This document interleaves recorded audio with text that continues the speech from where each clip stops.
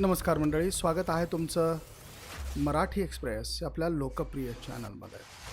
मंडळी, परळीमध्ये शरद पवारांनी धनंजय मुंडे यांना अडकवण्यासाठी आता एक मोठं जाळं टाकलंय. काय असणार आहे जाळं, कशा पद्धतीनं कोण कोण उमेदवारांची चाचपणी केली जाते बघणार आहोत आजच्या या व्हिडिओमधनं. तत्पूर्वी तुम्ही मराठी एक्सप्रेस आपल्या चॅनलवर नवीन असाल तर सबस्क्राईब नक्की करा. मंडळी, परळीमधनं इच्छुकांची गर्दी मोठ्या प्रमाणात झालेली आहे, कारण परळीमधनं बजरंग सोनवणे यांनी शरद पवार यांच्या पक्षाकडनं जो विजय मिळवलेला आहे त्यामुळे येथील राजकारण्यांनी आता शरद पवारांच्या राष्ट्रवादीत जाण्यासाठी मोठ्या प्रमाणात मोर्चे बांधणी सुरू केलेली आहे. आणि अशातच आता परळीमधल्या इच्छुक उमेदवारांची शरद पवारांनी बैठक घेतली, त्यांच्या मुलाखती देखील घेतल्या, त्यांच्याशी चर्चा देखील केल्याचं वृत्त सध्या समोर येत आहे. आता परळीमधनं मराठा विरुद्ध ओबीसी असा सामना झाला आणि या सामन्यामध्ये मराठा समाजाचं एकत्रित एक गठ्ठा झालेलं मतदान बघता बजरंग सोनवणे यांचा या ठिकाणाहून विजय हा निश्चित झाला. पंकजा मुंडे यांना पराभवाला सामोरं जावं लागलं आणि आता त्याच धर्तीवर परळीमधनं पुन्हा एकदा ओबीसी कार्ड, मराठा कार्ड यापैकी कुठलं कार्ड चालणार आणि पवार कुणाला आणि कोणत्या समाजातील उमेदवाराला तिकीट देणार हे आता काही काळातच आपल्या समोर येणार आहे. पण तत्पूर्वी यामागे हालचाली काय काय सुरू आहेत परळीमधनं ओबीसी विरुद्ध मराठा असा जो काही एक संघर्ष उभा राहिलेला आहे, त्या संघर्षामध्ये मराठा कार्ड पवार कशा पद्धतीनं खेळणार आणि कुणासाठी उमेदवारी देऊ शकतात किंवा ओबीसी विरुद्ध ओबीसी असा उमेदवार पवार देण्यात यशस्वी होतील का, आणि मग ओबीसी विरुद्ध ओबीसी जर का उमेदवार देणार असतील तर ते उमेदवार कुठले असतील हे आजच्या या व्हिडिओमधनं आपण बघणार आहोत. तर मंडळी, पहिला डाव पवार टाकतील तो म्हणजे ओबीसी विरुद्ध ओबीसी असा. तर मराठा समाज आणि ओबीसी समाज यांच्यामध्ये जो काही संघर्ष बघायला मिळाला, राजकीय संघर्ष बघायला मिळाला, त्यामध्ये मराठा समाज हा एकगठ्ठा होऊन त्यांनी मतदान केलं आणि त्याचाच परिणाम म्हणून बजरंग सोनवणे हे विजयी झाले. आता मराठा कार्ड जर का या मतदारसंघामध्ये पवार खेळणार असतील तर ते राजेसाहेब देशमुख यांचा विचार करू शकतात. आणि राजेसाहेब देशमुख यांनी नुकतंच शरद पवार यांची भेट घेतल्याचं समोर आलेलं आहे आणि त्यामुळे मराठा कार्ड ते जर का खेळणार असतील तर राजेसाहेब देशमुख यांचा नंबर पहिल्या क्रमांकावर लागू शकतो. पण आता एक गठ्ठा ओबीसी हे मुंडेंकडे जातील आणि त्यामध्ये आणखी देखील ओबीसींची या मतदारसंघामधनं उमेदवारी येऊ शकते आणि हे बघता या ठिकाणाहून मराठा समाजाचं मतदान हे जर कमी पडलं तर त्यांचा पराभव होऊ शकतो अशा देखील शक्यता या समोर येतात. त्यामुळे वंचित देखील या ठिकाणाहून ओबीसीचा उमेदवार देऊ शकतात आणि त्यामुळे ओबीसीचाच उमेदवार देण्याचं पवार हे प्रेफर करतील असं देखील संकेत यायला लागलेले आहेत. आता दुसरा मुद्दा आहे तो म्हणजे गुट्टे फॅमिली. सुधामती गुट्टे यांचे चिरंजीव सुनील गुट्टे, फुलचंद कराड, टीपी मुंडे हे देखील या मतदारसंघामध्ये ओबीसी विरुद्ध ओबीसी लढतीमध्ये मोठी ताकद ठेवून आहेत.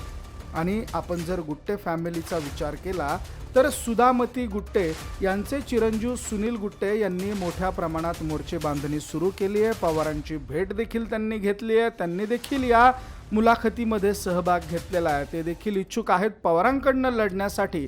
आणि मंडळी, गुट्टे फॅमिली सुधामती गुट्टे आणि सुनील गुट्टे हे धनंजय मुंडे यांच्या विरोधात राजकारण करत आलेले आहेत. त्यामुळे ओबीसी विरुद्ध ओबीसी असा उमेदवार जर पवारांनी या मतदारसंघामध्ये देण्याचं ठरवलं तर यामध्ये लिस्ट थोडीशी मोठी आहे.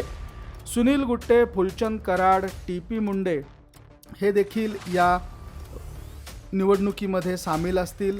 टीपी मुंडे यांनी देखील मोठ्या प्रमाणात बीड लोकसभा मतदारसंघातील 6 पैकी 6 विधानसभा मतदारसंघ आपण लढवणार असल्याचं जाहीर करून टाकलेलं आहे। त्यामुळे टी.पी. मुंडे यांच्या उमेदवाराने देखील या मतदारसंघामध्ये बहुतांश मतदान हे आपल्याकडे वळवण्यात ते यशस्वी ठरू शकतात। त्यामुळे या ठिकाणी ओबीसी विरुद्ध ओबीसी या उमेदवारांमध्ये मोठ्या प्रमाणात मतांचं विभाजन होण्याची शक्यता आहे। त्यामुळे पवार टी.पी. मुंडे यांना देखील बळ देऊ शकतात असं देखील बोललं जातं। आता मंडळी, आपण जर पाहिलं लोकसभेमध्ये पंकजा मुंडे यांना 74,000 मतांचं लीड होतं, तर परळीमध्ये जवळपास 3 लाखाच्या आसपास मतदान आहे आणि या परळीमध्ये पंकजा मुंडे यांना 74,000चं लीड बघायला मिळालेलं होतं। तर सोनवणेंना देखील तब्बल 67,000 मतं मिळालेली होती। आता ही 67,000 मतं प्लस आणखी मतं एकत्रित करण्यात पवारांच्या उमेदवाराला यश मिळालं तर निश्चितच या ठिकाणी धनंजय मुंडे यांच्यासाठी मोठा अडचणीचा सामना त्यांना करावा लागू शकतो। तरी मंडळी, यानंतर आहेत राजाभाऊ फड यांची देखील ताकद या मतदारसंघामध्ये मोठी आहे आणि ज्या वेळेस राजाभाऊ फड यांचा पक्षप्रवेश झालेला होता त्यावेळेस तुमच्या भागात सत्तेचा गैरवापर होतोय असं पवार म्हणाले होते। त्यामुळे राजाभाऊ फड यांच्या मागे देखील छुपी ताकद आता पवार हे लावतायत असं देखील समोर येऊ शकतं।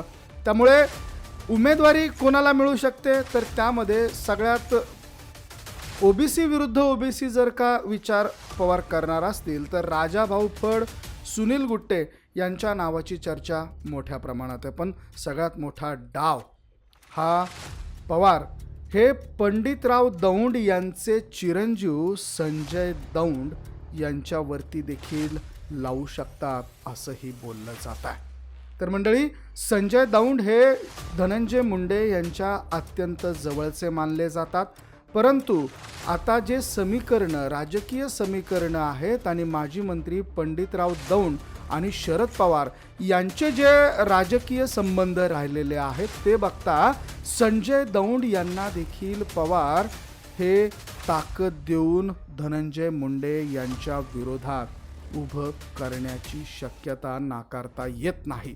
त्यामुळे धनंजय मुंडे यांना कुठल्याही परिस्थितीमध्ये पराजित करायचंय असा चंग आता शरद पवारांनी बांधलेला आणि त्यामुळे जर ते या सगळ्या गोष्टींमध्ये बारकाईने विचार ते करतायत आणि कुठला उमेदवार द्यायचा आहे, कोण उमेदवार अनुकूल असू शकतो, मराठा उमेदवार अनुकूल असू शकतो की ओबीसी विरुद्ध ओबीसी हे समीकरण पुन्हा एकदा काम करू शकतं, हे देखील पवार यांनी खूप अभ्यासपूर्ण पद्धतीनं हाताळलेला आहे। मंडळी, याआधी देखील आपण जर काही निवडणुका बघितल्या तर परळी विधानसभा मतदारसंघामध्ये ओबीसी विरुद्ध ओबीसी अशाच लढती झालेल्या आहेत। त्यामुळे निश्चितच ओबीसीच्या विरोधात ओबीसीच उमेदवार दिला जाऊ शकतो अशा शक्यता नाकारता येत नाहीत। मंडळी, याबद्दल तुम्हाला काय वाटतं, तुमचे मतं काय आहेत, तुमच्या प्रतिक्रिया काय आहेत, कमेंटमध्ये अवश्य कळवा। हा व्हिडिओ तुम्हाला आवडला असेल तर शेअर जरूर करा आणि आपल्या चॅनलला सबस्क्राईब करायला अजिबात विसरू नका। बघत रहा मराठी एक्सप्रेस। धन्यवाद।